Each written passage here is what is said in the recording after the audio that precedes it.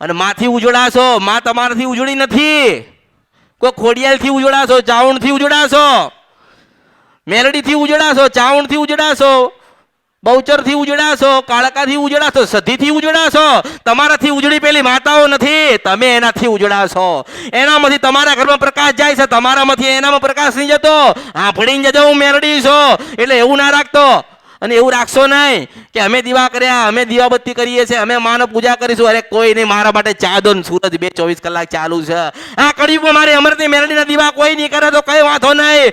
મારો ચાંદો ને સૂરજ છે પરમાત્મા શંકર ભગવાને મૂક્યા 24 કલાક ચાલુ છે.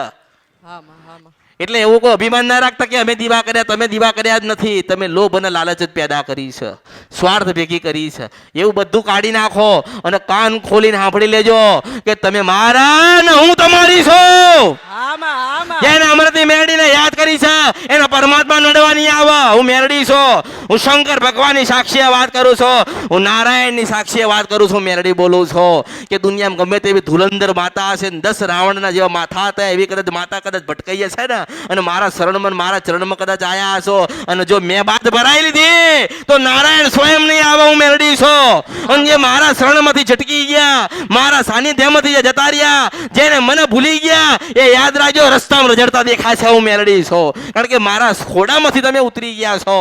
તમને સુખની દુઃખની કોઈને ખબર નથી. તમે મારા ખોડામાંથી ઉતરી ગયા એટલે દુઃખ દેખાય છે. દુઃખ હતું જ નહીં આ જીવનમાં.